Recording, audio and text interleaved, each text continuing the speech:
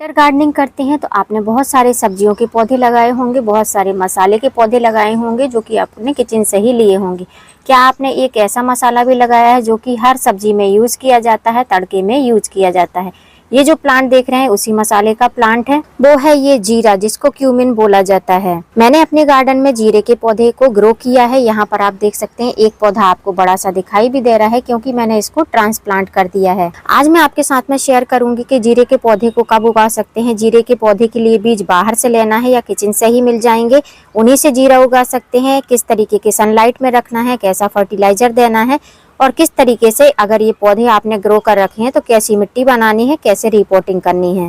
Hello friend, मैं Sabita green garden Gujarat से। सब्जियों के पौधे में आपने तरह तरह की सब्जियां इस टाइम पर अपने गार्डन में लगा रखी होंगी, लेकिन इस बार मैंने अपने गार्डन में कुछ नया लगाया है जिसको जीरा कहा जाता है। तो सबसे पहले तो हम यही जानेंगे, अगर हमको जीरे के पौधे ग्रो करने हैं तो उसके लिए जीरा हमको बीज बाहर से लेना पड़ेगा या किचन से ही मिल जाएगा। तो मैं तो बाहर से कुछ भी नहीं लाई हूँ फ्रेंड्स। जो हम किचन में यूज करते हैं तड़के वगैरह में जीरा, उसी जीरा को मैंने यूज किया है जो कि आपको सामने दिखा रही हूँ। पहले मैंने थोड़ा सा ट्राई किया था, जब इसमें जर्मिनेशन हो गया, पौधा धीमे धीमे से ग्रोथ करने लगा। ये बहुत ही स्लो ग्रो करते हैं जीरे के पौधे। जब भी जर्मिनेट होते हैं तो जर्मिनेट तो 8 से 10 दिन में हो जाते हैं, लेकिन इनकी ग्रोथ बहुत ही ज्यादा स्लो होती है। स्टार्टिंग स्टेज में धीरे धीरे ग्रो करते हैं, फिर धीमे धीमे से इनमें ग्रोथ अच्छी होने लगती है। तो मैंने खाली एक्सपेरिमेंट करने के लिए इसके सीड डाले थे और ये जर्मिनेट हो गए थे। जीरा की सीड ग्रो करने के लिए आपको इस तरीके की सीडलिंग ट्रे चाहिए, या फिर आप जमीन में ग्रो कर रहे हैं तो आप उसका छिड़काव करके मतलब स्प्रिंकल करके भी लगा सकते हैं।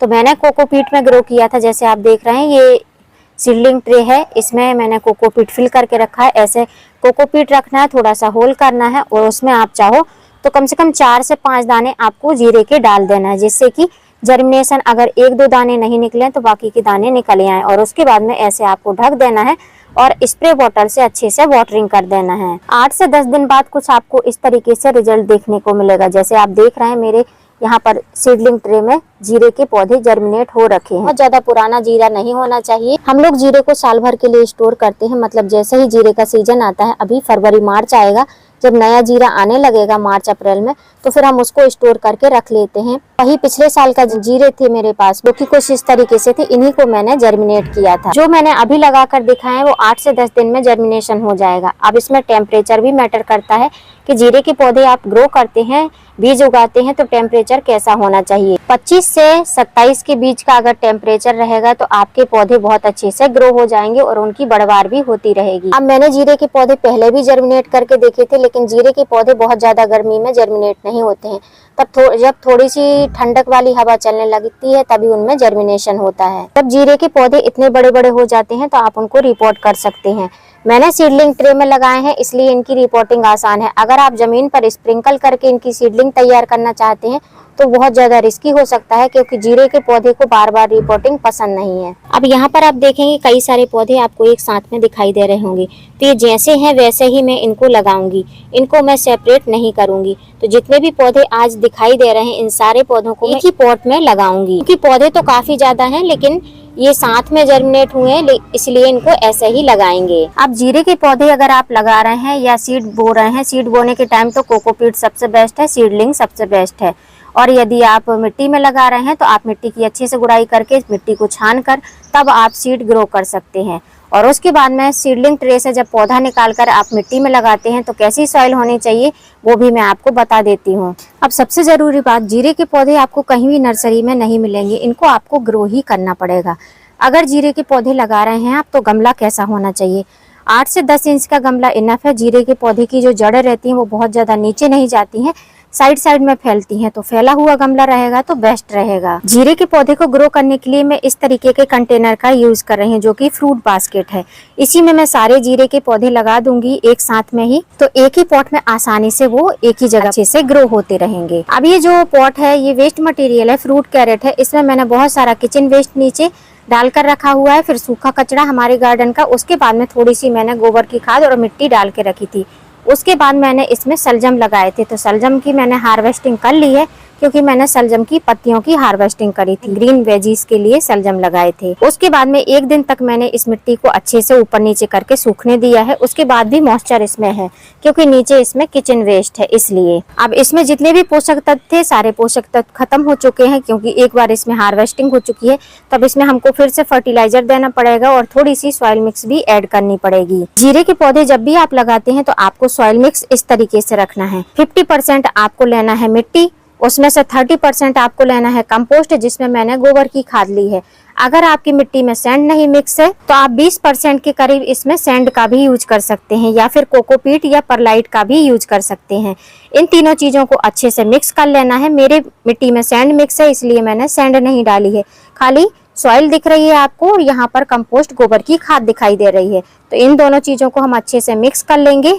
अब सॉइल हमारी रेडी है। अब सॉइल को हमको इसमें फिल कर देना और फैला देना है इसको।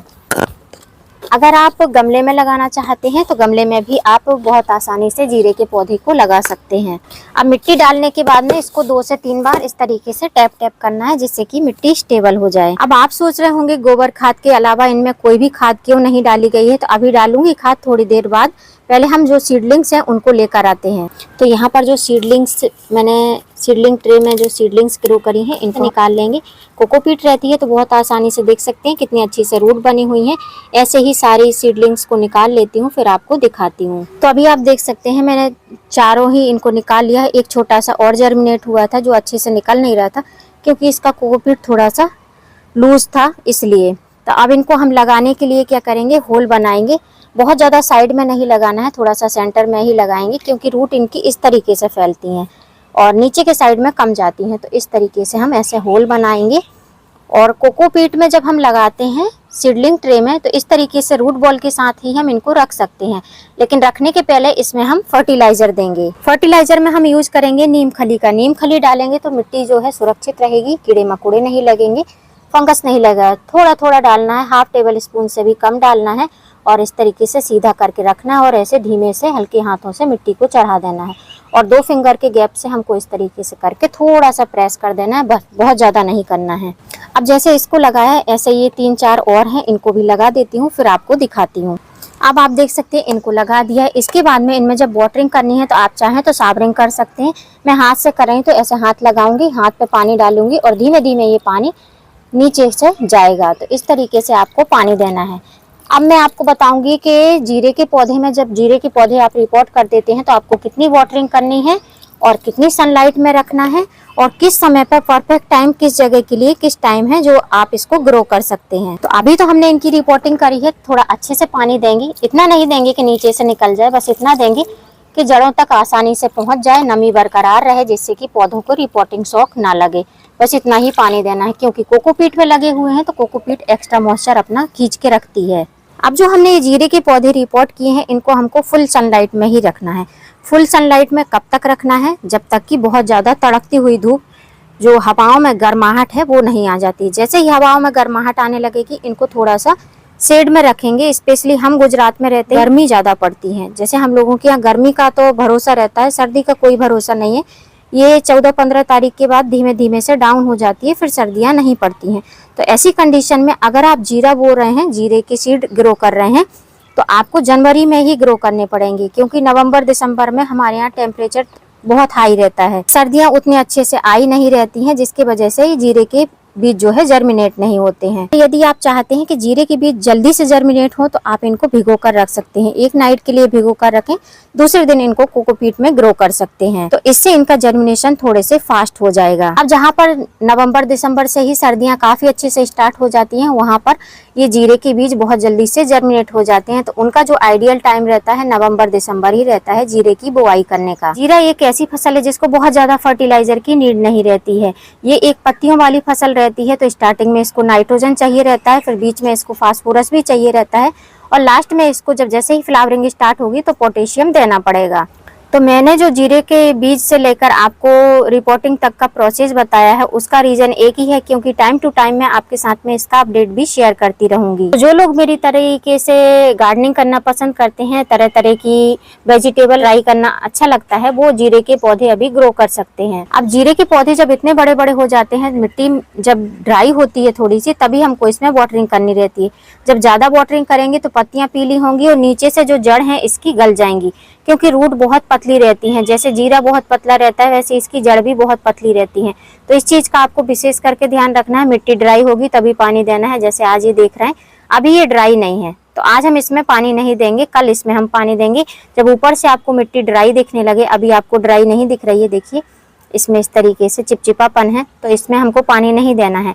अभी इस टाइम मैंने बताई है सॉइल मीडिया, वैसा सॉइल मीडिया बनाएंगे तो आपको एक दिन गैप पर सर्दियों में पानी देना है। नेक्स्ट अपडेट मैं आपके साथ में जीरे के पौधे का तभी शेयर करूंगी जब इसमें फ्लावरिंग होने लगेगी, और वो जो मैंने आज आपके साथ में रिपोर्टिंग करके दिखाई है, उन पौधों की ग्रोथ इतनी बड़ी हो जाएगी और इसमें फ्लावरिंग होने लगेगी, तब मैं आपके साथ में अपडेट शेयर करूंगी। तो यदि आप भी जीरे के पौधे ग्रो करना चाहते हैं तो अभी कर सकते हैं। जनवरी लास्ट तक आप इनकी पौध तैयार कर लेंगे, रिपोर्ट कर लेंगे, तब भी आपके गार्डन में जीरे के पौधे अच्छे से ग्रो हो जाएंगे। अभी जो मैंने बड़ा पौधा दिखाया था जीरे का, उसके लिए प्रोसेस अलग है, और ये जो छोटी छोटी सी सीडलिंग है, इनके लिए प्रोसेस अलग है पानी का।